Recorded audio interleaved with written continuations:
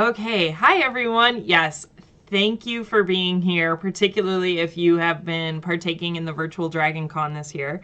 And I just realized that this isn't showing my screen, so give me 1 second to figure out why it is not.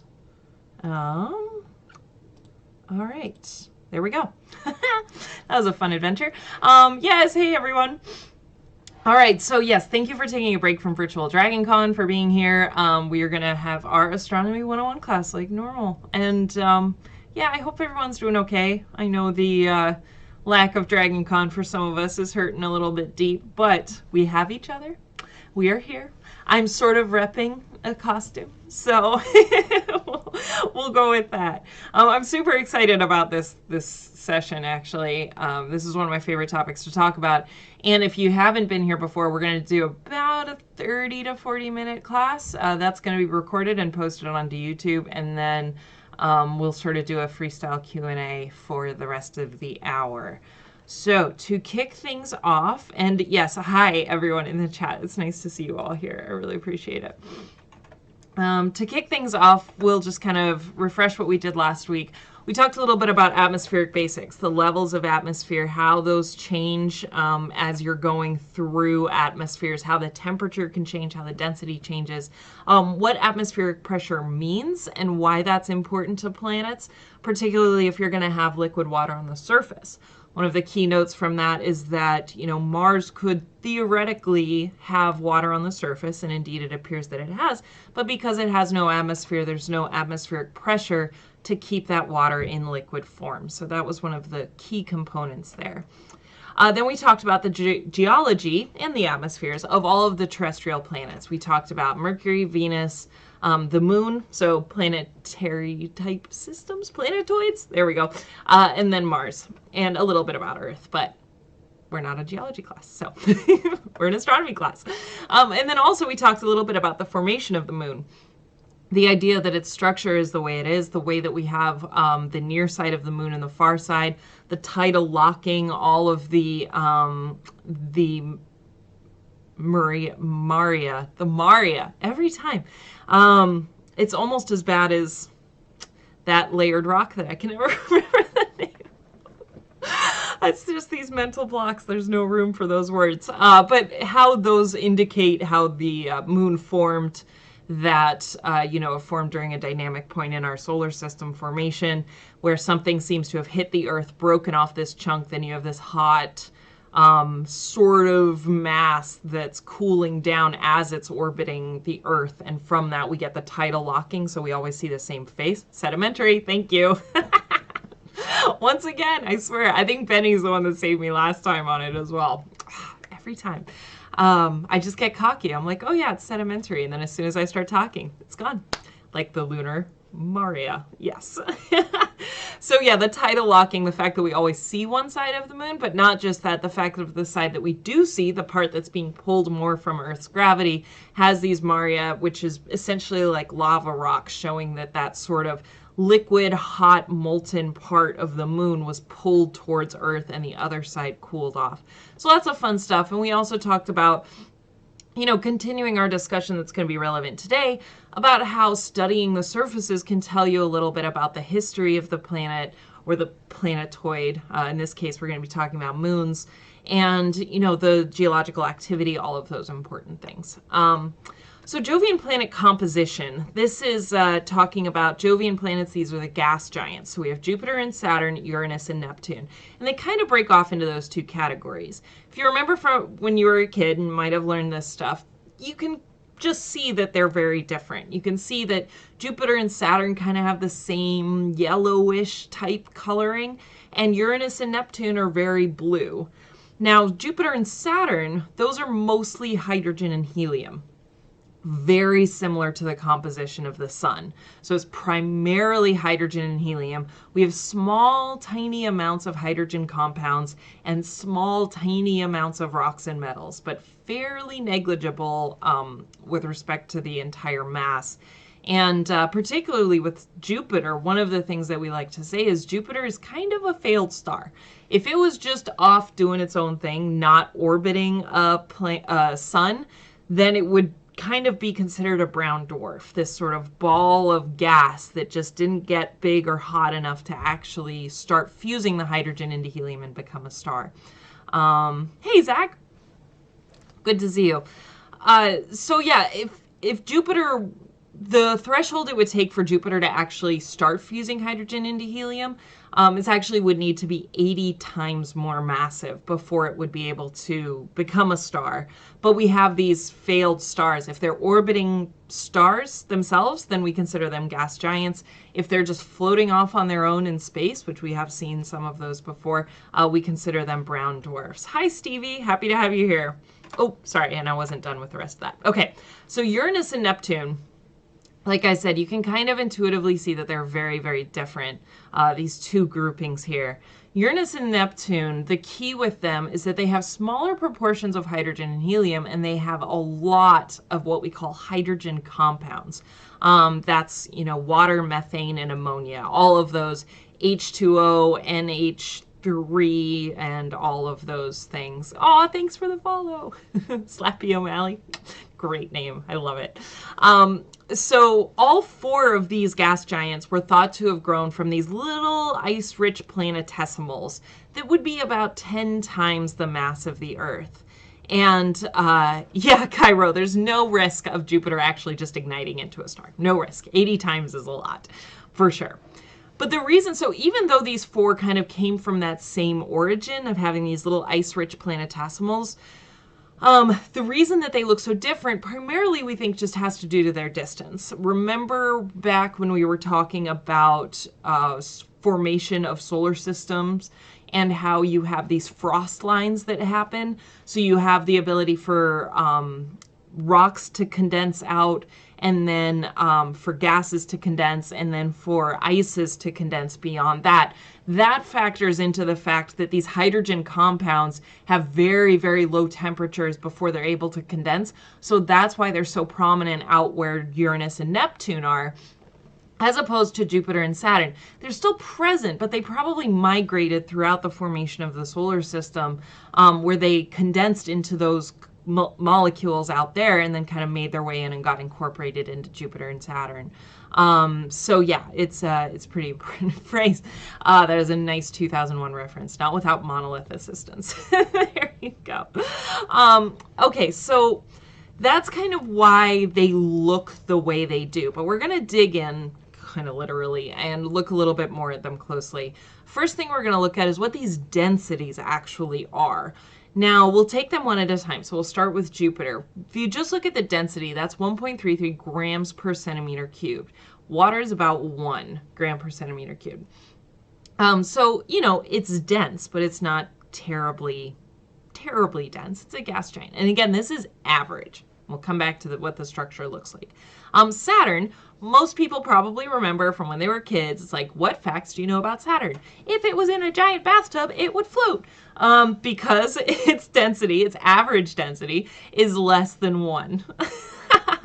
That's awesome.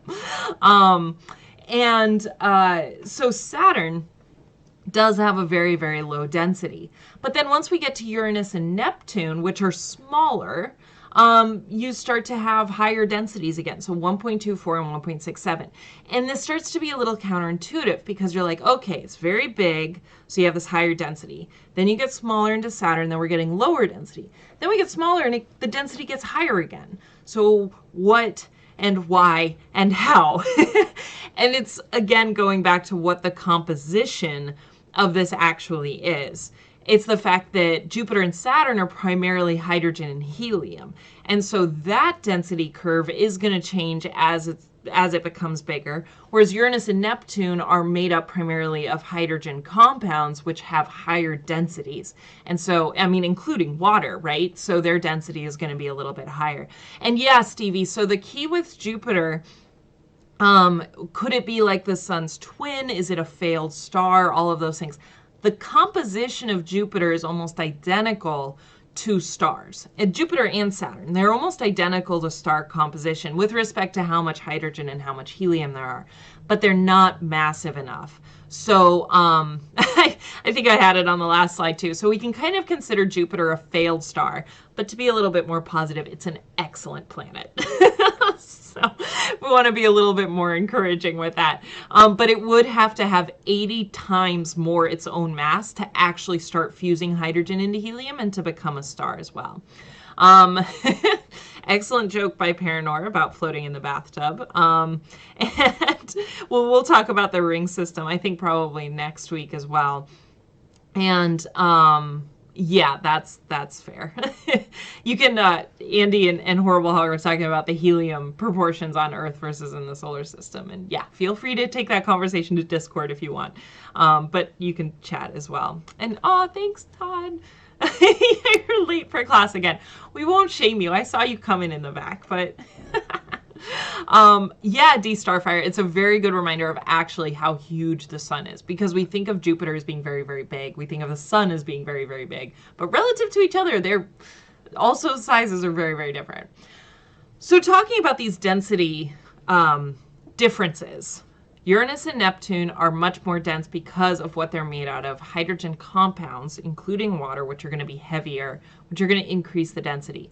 Jupiter is more dense than Saturn, but they're made up of the same thing, and Jupiter is much bigger, so shouldn't the density be lower because we have more volume to deal with? And the key is here, basically, not just the composition, but think of it as if you're layering up pillows, lots and lots of feathered pillows. The more and more you're adding it on, the more the bottom ones are going to be compressed. And so that compression is going to increase the density.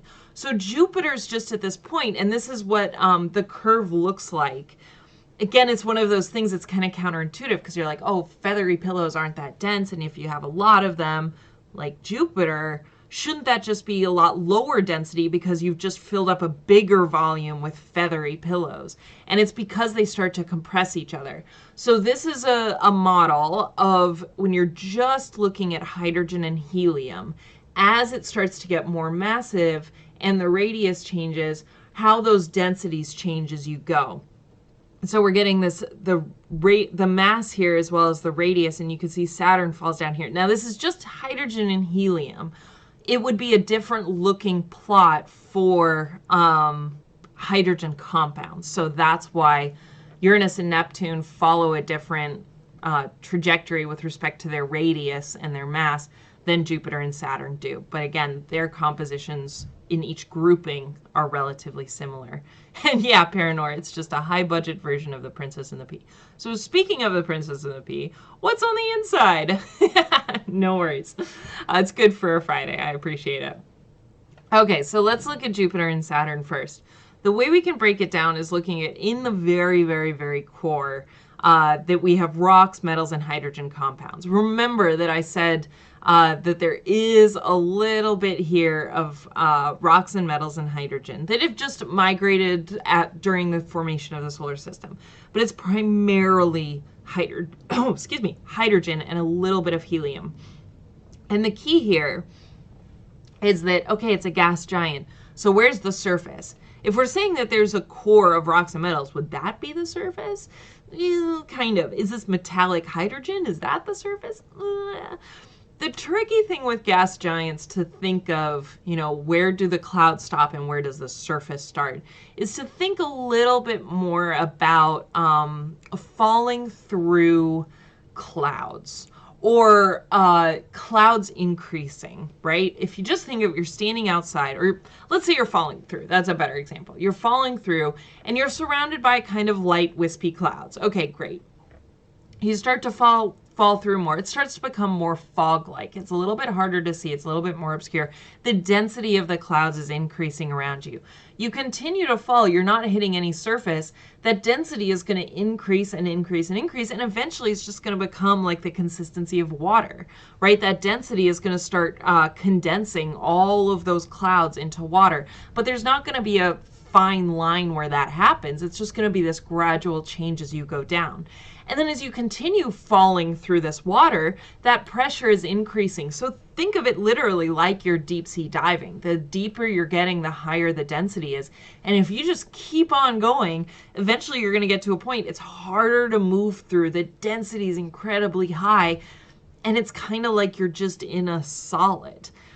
there's no point where that changes specifically, but you have this gradation as it's going down. We get that differentiation. But the reason that differentiation hasn't caused actual layers, except for like when you get to that core, is because the differentiation is happening all with hydrogen and helium here. So D Starfire asked, what about relative densities between atmosphere and surface? Is it major space and density? Yeah, that's true. But again, that's based on what the materials are made out of. So when you have so much hydrogen in such a big mass, that's going to go through a phase transition. That phase transition is going to increase the densities as you're falling down, but it's not going to be this like fine line just because it's all hydrogen all the way down, and it's getting so dense that eventually it becomes a solid. And then in the center, yeah, you're getting that solid rock, but by then you're surrounded by, if you can see here, metallic hydrogen. It's essentially metals. I mean, it's so dense. So a natural question some of you might be asking is, how do we know this? Did we fall through the atmosphere? Have we sent something through? And the answer is kind of no. How we know this is from detailed observations of the distribution of the different, so studying what happens to hydrogen as you increase the density, but observing Jupiter. So observing the, particularly the magnetosphere. So how much magnetosphere you have, what the magnetosphere of Jupiter actually looks like, Jupiter and Saturn. And then comparing that to models that you have. So you say, okay, if we increase the layer, if we say the metallic hydrogen goes out to here, then the magnetosphere in our computer models would look like this. It doesn't look like that. So let's adjust that again. And so there's always back and forth as you're going. And then Stevie asked, didn't Cassini crash into the core of Saturn? It didn't make it all the way to the core. It did plow itself into Saturn, but that was like its death knell. And yeah, it basically just burned up in the atmosphere as it was going. It wasn't necessarily going in as a as part of its mission to do detailed study there. And we're getting a few questions on the metallic hydrogen. So let me pull up like a proper definition so I make sure that I say this right. Okay, good. I had that right. So it's a phase of hydrogen that we reach to where it becomes an electric conductor. And that's essentially the key there for when we're talking about studying the magnetosphere. Because remember, when we're talking about the magnetosphere, you're talking about this molten core. That's how the Earth generates a magnetic field. Hydrogen gets so dense, it's so much pressure there. It is technically, let me see, how does it go? I'm just following what its phase transitions as it goes here. So it will, when it starts to have more and more pressure on it. Sorry, I'm trying to monitor the chat here. Yeah, so it's a primary characteristics of a metal, but it's not an actual metal. It's just able to conduct like a metal. Yeah, so I was trying to find a phase chart of hydrogen. If I find it during our Q&A, I'll pull that up there because I think that would be really interesting to look at. But yeah, it is very hard for us to wrap our mind around, Cairo. I agree. And yeah, thinking about where it is in the periodic table, that's absolutely true. And yeah, agreed, Horrible Hog. You could do some pretty cool sci-fi tech with that. So again, Jupiter and Saturn, very similar interiors. The distribution is just slightly different. Excuse me. I should have grabbed my water. The distribution is just different based on their masses. We talked about the pillows, the Princess and the Pea. The distribution you're getting here is because you have so many pillows here. Thank you. So many pillows that are all stacked up. You have this huge part of metallic hydrogen compared to what it is here because you just don't have as much mass there. So you're not getting that much compression down, making it an electrical conductor. Yeah, Cairo, hydrogen behaves slightly differently from the rest of the metals, but it still is able to, as it condenses under pressure, exhibit some of those properties. No, we're talking about the moons after this. So yes, I have not come to that. That's going to be my favorite part. And yay! Jazz hands. All right. And welcome, Horrible Hog. And thank you, Andy. Okay, so Uranus and Neptune now, they have, again, hydrogen compounds. So you can see here that the core, instead of being metallic hydrogen, is mostly water, methane, and ammonia actually condensed out here. So yeah, it's a little bit different composition and not the same size. Yeah, Christoph. All the hydrogen is used for shielding and all the O for breathing, no H2O left. I like that for your showers. Okay, so let's look at what the atmospheres themselves actually look like at the layer level. Remember that we sort of did this. Now, they define the cloud tops. Let me see if I have this definition exactly. Where do we define the cloud tops to be? I think it's just the density that we reach it at. All I'm seeing is a lot of clouds. I want to find the right definition here. We define a cloud layer. And we can break up, obviously, the actual height. What we're doing is we're calibrating this for where the cloud tops actually are, defining the border between the stratosphere and the troposphere. Oh, that's it. It's where the temperature starts to gradiate differently based on the layers that we have. So that's where you break the troposphere and the stratosphere, if you remember from my lecture last week.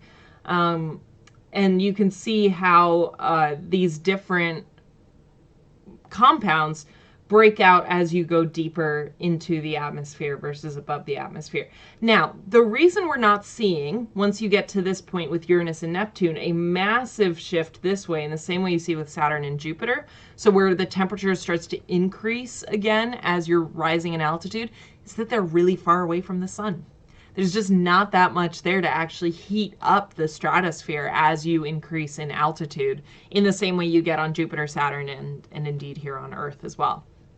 So it's just purely because of how far away they are.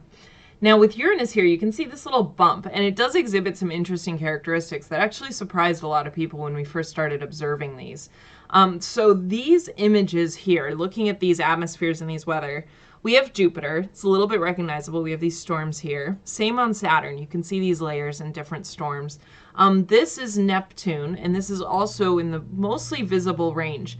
But Uranus is pretty just flat blue.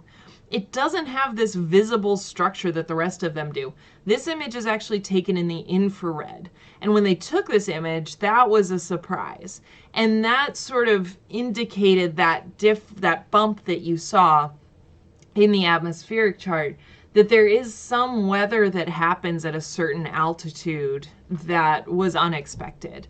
Now, these storm systems that we see on Jovian planets, on these gas giants, are not very well understood. There's a lot of fluid dynamics here. There's the mass is so great, the size is so big, it's hard to model these. So understanding, like, when we're looking at clouds, when we're looking at storms, like the Great Red Spot, for example, how deep is that?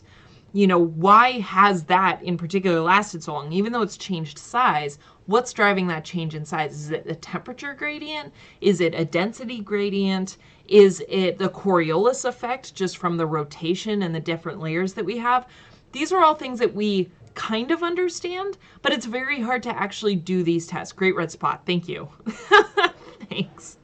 Yeah, no worries, Red Spot. You're all good. So domestic, are the water shells that deep in the planet capable of being partially liquid, or is it all frozen? That's a great question. So yes, they are capable of being partially liquid, and it's where those layers start to differentiate. It just has to do with the density. As it starts to get more and more dense, you're gonna kind of go into a liquid phase before getting into a frozen phase. And then if you're asking, like, is it capable of raining, or is it just gas and ices? With that, it's more just gas and ices when you're on the outer layers of these gas giants, because you just don't have that atmospheric pressure like you do deeper in to actually liquefy any of that stuff. So it's either just going to be frozen or gas, if that answered your question. Yeah, so Cairo, talking about how they're able to stay stable, one of the things that people think is, storms on Earth break up primarily because of landmass. And for these gas giants, there isn't a landmass, so they wouldn't have anything to break up. So some of the models that they do are the incredibly detailed data that we have from Earth storms, and then try to model that with the landmass removed and see how those change. Now, again, we have oceans, like we have a liquid, we have an actual differentiation between the atmosphere and the ground, even if it's just the oceans. But that's still, when it's all flat, then you can start to do some of those models as well. So unfortunately, it's a big question mark. I think a lot of these storms we don't fully understand. If you're looking at Saturn, a lot of that question why Cassini went there too was to kind of see, okay, is this just higher up? Is this further down? What's causing these? And we sort of understand that, yeah, there's a layer formation. Here we'll have a slightly different composition than here. But why did those separate? And is it just Coriolis forces? The amount of modeling needed to actually understand these storms is immense and is definitely an entire field of study in itself, just for one planet, let alone all of them. So it's pretty cool stuff. So let's talk briefly about the magnetospheres. Now, the way this image is aligned here, if you look at the white line, that's their axis of rotation. And then the red line that's coming out of each of the planets is their alignment of the magnetic field. So basically where your compass would point north if you were there. So you can see Jupiter and Saturn are kind of aligned. Uranus and Neptune are not. If you can't see it very well, here's the axis of rotation. Here is the magnetic orientation. And then it's kind of fighting the sun as well, where you talk about here's the axis of rotation. Remember, Uranus is on its side. And then we have the magnetic alignment is pretty vertical. It's almost vertical-ish. But it basically forms an X. And so some of this has to do with, again, the composition, that it's not necessarily driven as much by the rotation as just what the composition is. And then the size of the sun and how fast it's actually hitting these planets alters that as well. So it's pretty interesting stuff. Yeah, Cairo, exactly. We have a lot more to learn about Jupiter. And yeah, for those of you who don't know, so Jupiter and all of its moons were named after Jupiter and its mistresses, his mistresses in lore.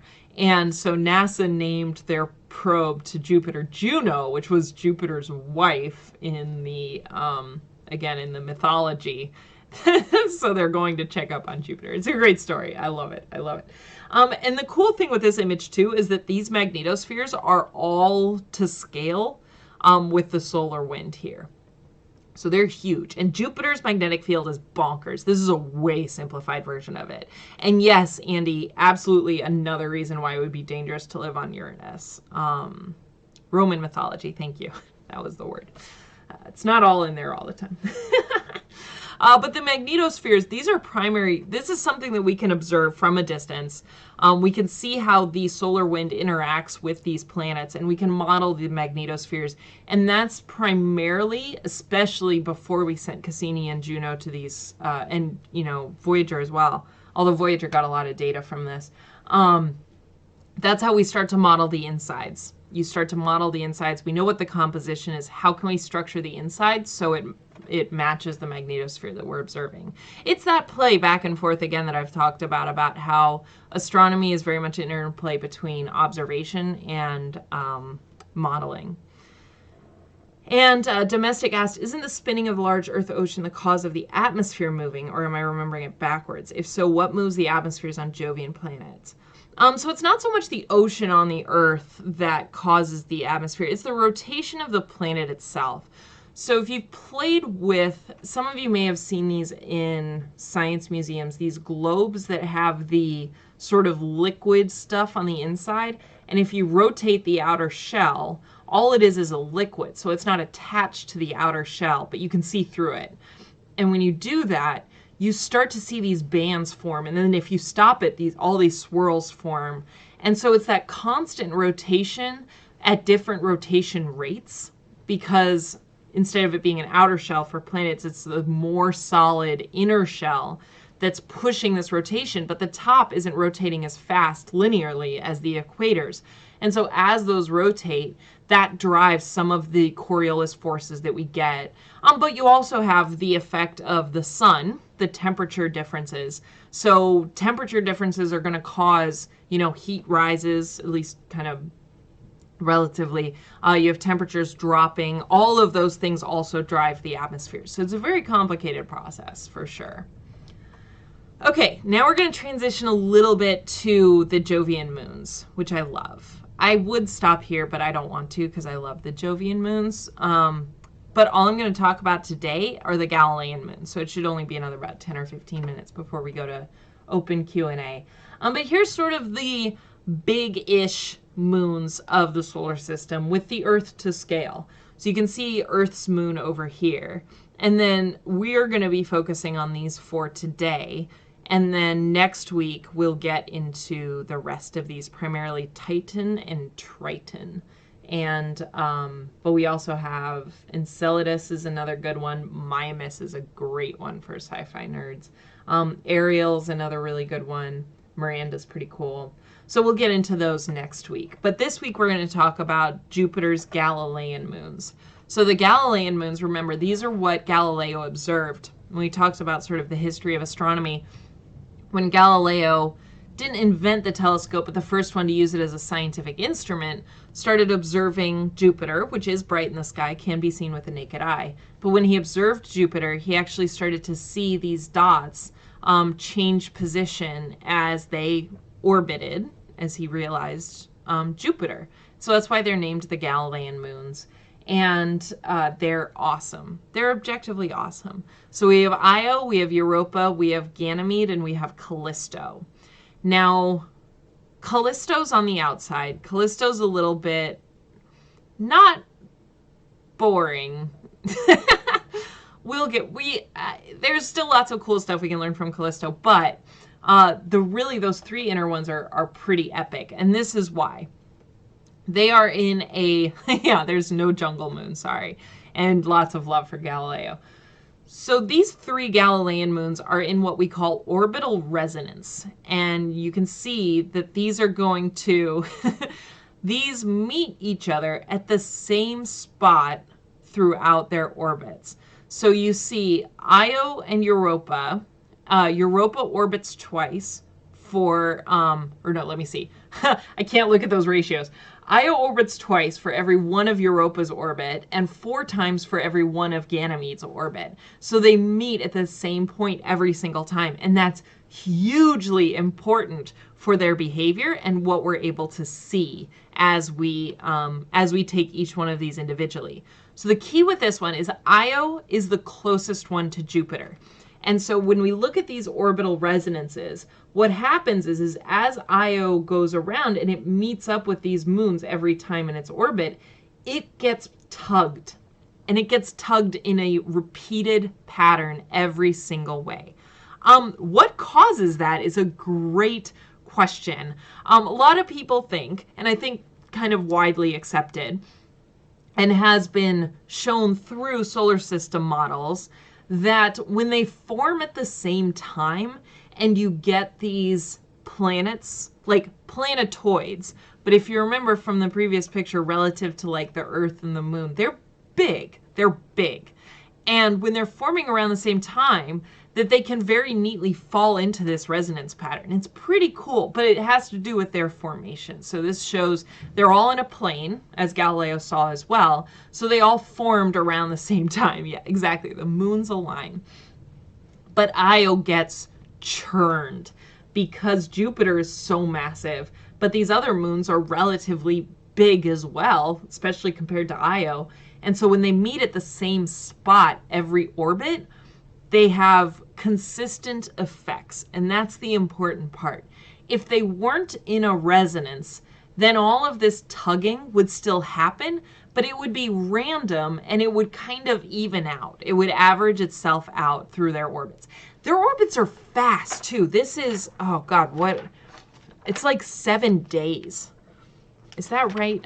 Yeah, it's days. It's bonkers. So I do want to get that number right because it's so cool.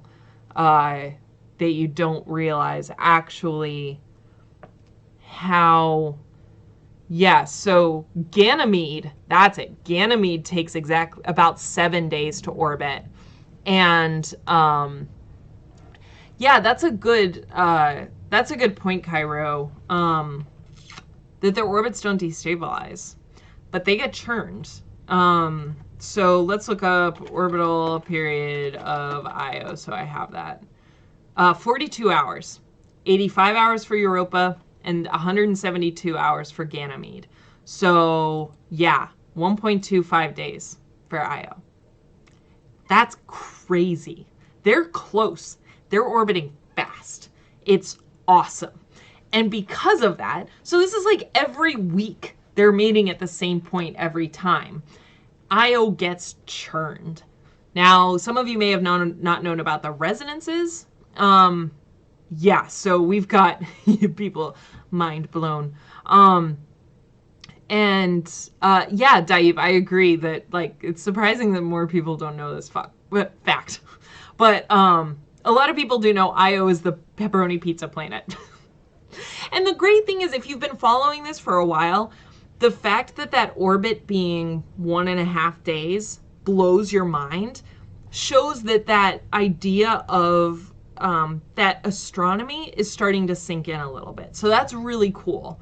The fact that it started to sink in the fact that like Jupiter is really big, that when these moons can go around Jupiter, going around once every couple days is mind-blowingly fast. That's awesome. That shows, yeah, it's, you know, that's, I think, one of the hardest parts about learning astronomy is wrapping your head around the size and the scales and all of that. So, well done, team. Okay, so because Io is so close and going around so fast and meeting these other moons once a week, essentially at the same spot, it's incredibly geologically active. Incredibly. What you're seeing here are volcanoes, volcanism, constant outgassing, constant flows. You can see here too, as we learned when we were talking about the evolution of planetary surfaces, that if it gets hit by asteroids, it's paved over super fast. So it's, you know, immediately like paved over from all of the geologic activity. And this is actually an image that we've caught. Yeah, exactly. This is actually an image that we've caught of an eruption happening on Io. So it's just constantly getting squeezed as it's going around Jupiter's orbit. That's the key to think about this. So that's a great question. Does orbital speed impact the gravity? Not so much. So if you're talking about the orbital speed, it's going around Jupiter. Does that affect the gravity on the planet itself? I think it's more, not so much the speed, but its proximity to the other moons and to Jupiter itself. It is a little bit further away, but it's more to do with the mass and then its relative masses to the other ones. And so it does get a gravitational tug, but that's not necessarily counteracted or encouraged by its speed. It's just this fact that its resonance, its mass, and then how much it's being tugged on these other ones. But that's a great question. And it just has to do, again, like with Newton's laws, you know, the fact that it's been going around for so long. You know, if you're to flick a quarter or something, it's going to behave in the same way regardless. Just there's nothing there to stop it. So yeah, no worries. Thanks for the question. All right, let's go to Europa. So Io, volcanism, pizza planet, super close to Jupiter, orbiting super fast. Now Europa is my favorite. Europa's my favorite, and I could talk about it forever. Hi, noisy astronomer. If you are who I think you are, hi. So Europa is a water world, and it's my favorite Jovian moon, if not object in the solar system, if I'm perfectly honest here. So when astronomers were first observing Europa, they saw it look kind of like this, but observing it carefully, mapping out these cracks, and then coming back to it later, and these cracks are disappearing. They can look at the surface. Remember, we learned about spectroscopy. So you can observe the spectrum of the surface and actually see that it's made up of water ice. So you can either bounce light off of it, look at the light from the sun that's being reflected off, and see that this is ice here. Obviously, ancient alien highways. I like the way you think because that's where my brain goes first. Unfortunately, no evidence for that so far. But these cracks would appear and then they would disappear, but it stayed water ice the whole time. So that's how astronomers realized that under the surface of Europa is water. It is a massive ocean of water, actually more water on Europa than there is on planet Earth. A lot of water. Not only that, so this water, it cracks because it gets tugged from the orbital resonance as it's meeting Io and Ganymede. As it's going around, it's getting tugged. The cracks form, water spills up, fills in those cracks. So it's getting tugged. But the key with that is because it's getting churned as it's going through its orbital resonance, that heats up the inside. So now we have a warm water ocean underneath the surface of Europa. But it gets better. As we've actually been observing Jupiter even more and being able to map out the magnetic fields even more, Jupiter's magnetic field is crazy. As Europa passes through its magnetic field, we can see little, we can see some ionization. We see this tiny little weak magnetic field form on Europa. What that indicates is that it's ionized, that there might be salt water there. So that salt is kind of separating. You know, if you dissolved salt in water, it breaks up into its individual particles and you get some ionization there. And so that ionization creates a magnetic field. So now we have a warm salt ocean underneath the surface of Europa. That's where we want to go find life. That's where we want to go. That's why Europa is awesome. And if you haven't seen the film The Europa Report, highly recommend. Highly recommend. Oh, domestic, that's a great question. So some of the brown stuff that you're seeing on the surface could be any number of things. So yeah, go watch the Europa Report. Dust left over from impacts, things that are hitting the surface, different elements. We've got a lot of dust particles that are still present here. So it's not like purely clean water. This is just kind of like if you were observing Antarctica, for example, right? You still get a lot of stuff that's kind of tarnished the ice. So it's not perfect, but it indicates a little bit from the age. And we think too, it might indicate these pockets of lakes that you might be seeing here. So changes in the density might change how it reflects the light. Europa is awesome. We definitely want to go there. Okay, Ganymede. King of the Moons. Ganymede, Europa, and Callisto have very similar compositions, as we'll see in just a second when we get to the end here. But the cool thing with Ganymede is that, before I get to that, Horrible Hog asked, is there any gas over the ice on Europa? So there's not really an atmosphere much to speak of, particularly because of all of, you know, the speed that it's going, getting bombarded by Jupiter's magnetic field, as well as the atmosphere. It doesn't have a I know I said it had a little weak magnetic field. That's very tiny. That's only been seen very recently. It is not enough to sustain an atmosphere. So it may have some gases over the ice, particularly with some of those eruptions or as, you know, these cracks form. But that atmosphere or the gases that come will either escape. They may get trapped by the gravity, but it's going to be, you know, that exo layer. It's going to be just, yes, there's a couple of gases there. No worries. The cool thing with Ganymede here is that, first of all, it's biggest. It's the largest moon in our solar system. So just think King of the Moons or Queen of the Moons, King of the Moons. But we also see a similar composition to Europa. So we see some of these fractures that happen, some of these spots where possibly ice is coming up and paving over the surface and flattening it out. Remember when we Regent of the Moons. I like that. There you go. Yeah, we all love the phrase outcasting. Remember we talked about crater impacts being a good indicator of the age of the surface of a planetoid? This is a perfect indication of that. So just this image yourself, you're able to say, okay, this spot is actually much older than this spot. This has been paved over.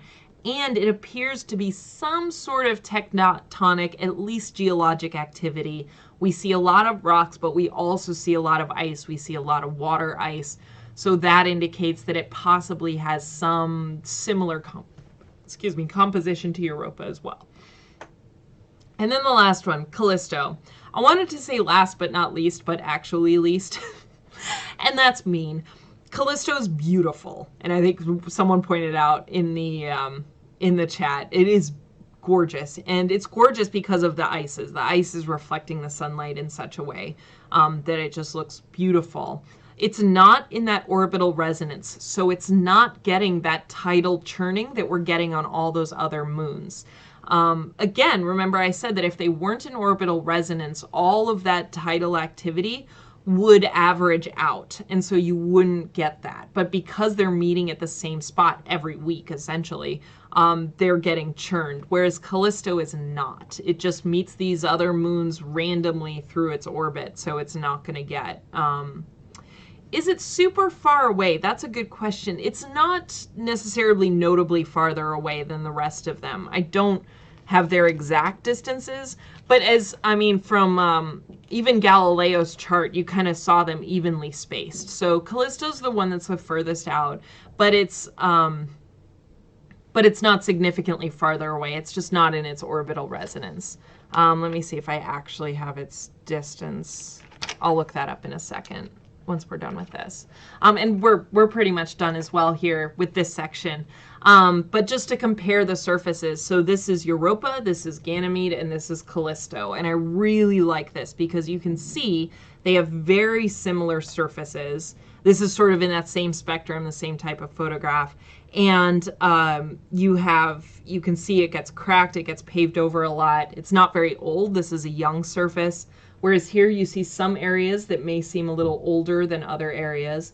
And then here on Callisto, this is a much older surface because of all the crater impacts. And Domestic asking what might be heating Europa's water, it's the tidal forces from that orbital resonance. The fact that it's getting churned, the tidal forces are pushing and pulling and heating up the center. So that's what's causing it. Daib asked, so Cowboy Bebop, they described Ganymede being terraformed, excellent reference by the way, by heating the original thick layer of ice to reveal a great seawater ocean underneath. That is possible, that may be accurate. We don't know how much frozen water is under the surface of Ganymede. That's a little bit harder to tell because we don't see as much activity as we do with Europa, but it is possible and I like it. And then where does Callisto's ice come from? They all came from the same seeding of the formation of our universe, our solar system, sorry. See, we all make that mistake sometimes. So they all kind of condensed, that there was the same proportion of water ices that were in that region when they all formed. It's just their proximity to Jupiter and how much tugging they get causes the difference in their structure. Oh, thank you, Slappy O'Malley, yay. Okay, so I know.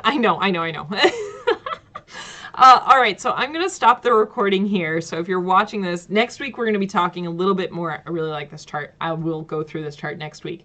We're going to be talking a little bit more going out into Saturn's moons, particularly Enceladus and Titan. These are the very active moons that we have in our outer solar system. We'll go through those in detail. We'll talk about Saturn's rings. We'll talk about the rings around the other gas giants, and then some of the other cool stuff that we get, though.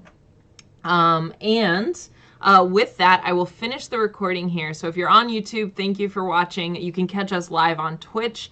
Link is below at 1 p.m. Pacific time on Fridays. So thanks again for watching, and we'll catch you next time.